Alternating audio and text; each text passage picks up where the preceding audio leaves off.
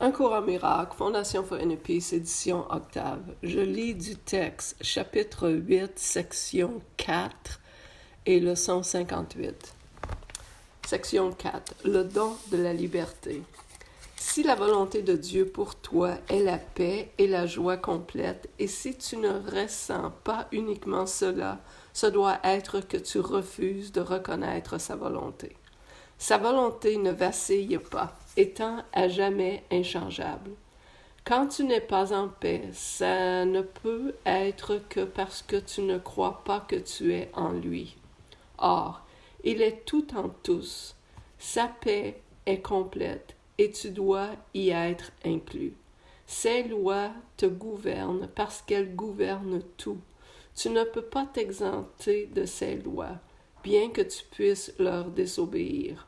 Or, si tu le fais, et seulement si tu le fais, tu te sentiras seul et impuissant, parce que tu te nies tout à toi-même. Je suis venu comme une lumière dans un monde qui se nie tout à lui-même. Il fait cela simplement en se dissociant de tout. Il est donc une illusion d'isolement, maintenue par la peur de cette même solitude qui est son illusion. J'ai dit que j'étais avec toi tous les jours jusqu'à la fin du monde. C'est pourquoi je suis la lumière du monde. Je suis avec toi dans la solitude du monde. La solitude n'est plus. Tu ne peux pas maintenir l'illusion de solitude si tu n'es pas seul. Mon but donc est encore de vaincre le monde. Je ne l'attaque pas, mais ma lumière doit le dissiper à cause de ce qu'il est. La lumière n'attaque pas les ténèbres, mais elle les dissipe. Si ma lumière t'accompagne partout, tu les dissipes avec moi. La lumière devient notre, et tu ne peux pas plus demeurer dans les ténèbres que les ténèbres ne peuvent demeurer là où tu vas. La mémoire de moi, c'est la mémoire de toi-même et de celui qui m'a envoyé à toi.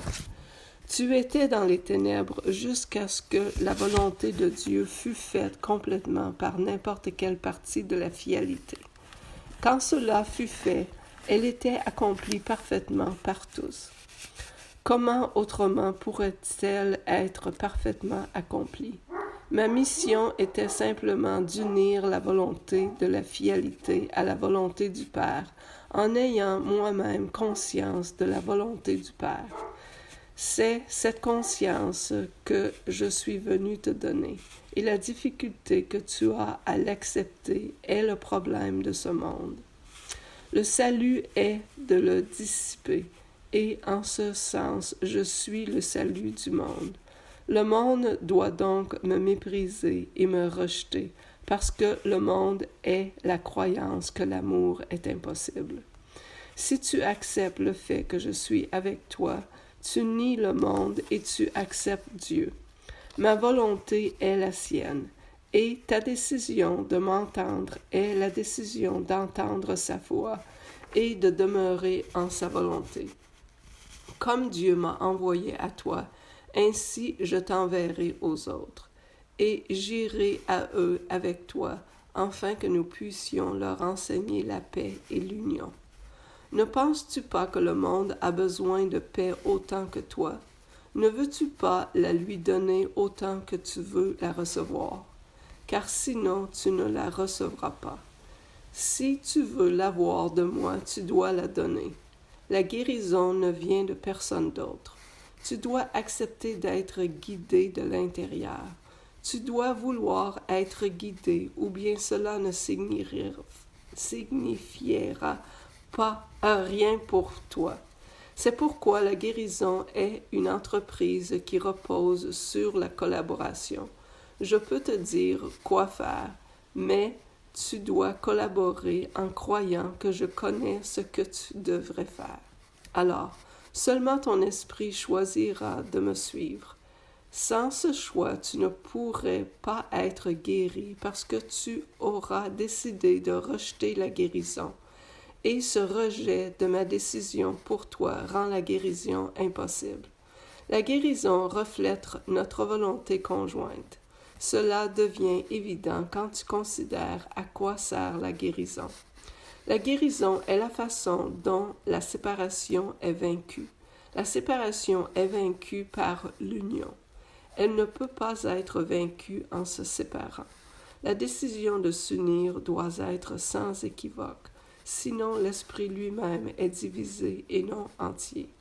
Ton esprit est le moyen par lequel tu détermines ta propre condition, parce que l'esprit est le mécanisme de la décision.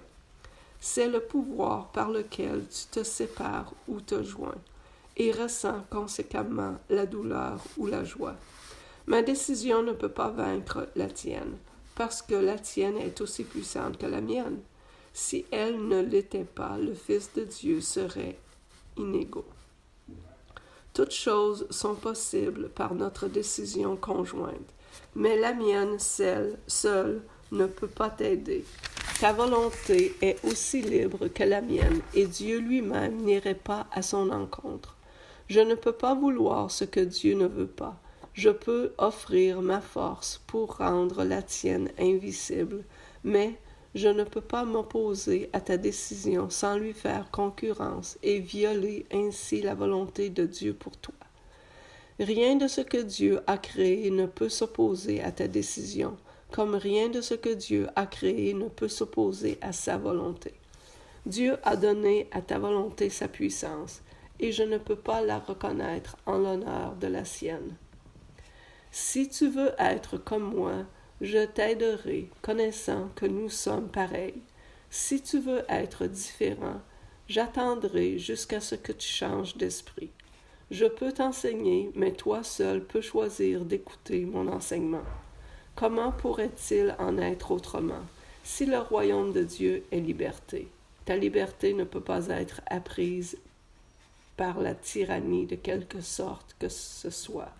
Et la parfaite égalité de tous les fils de Dieu ne peut pas être reconnue par la domination d'un esprit sur un autre. Les fils de Dieu sont égaux en volonté, tout étant la volonté du Père. Cela est la seule leçon que je suis venu enseigner.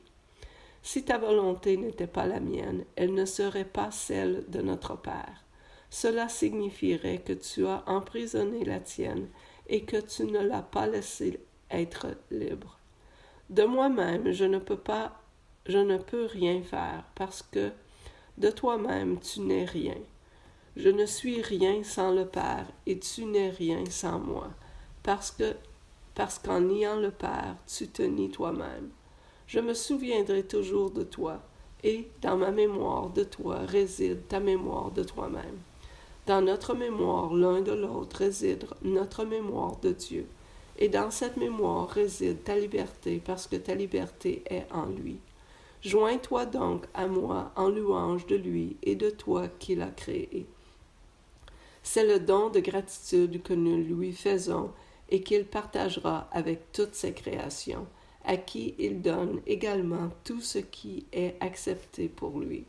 Parce que c'est acceptable pour lui, c'est le don de la liberté qui est sa volonté pour tous ses fils. En offrant la liberté, tu seras libre. Étant la reconnaissance de ce qu'ils sont et de ce qu'il est, la liberté est le seul don que tu puisses faire au Fils de Dieu. La liberté est création parce qu'elle est amour. Celui que tu cherches à emprisonner, tu ne l'aimes pas.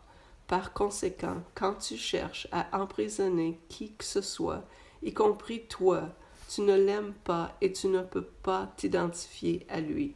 Quand tu emprisonnes toi-même, tu prends de vue ta véritable identification avec moi et avec le Père. Ton identification est avec le Père et avec le Fils. Ce ne peut pas être avec l'un ou sans l'autre.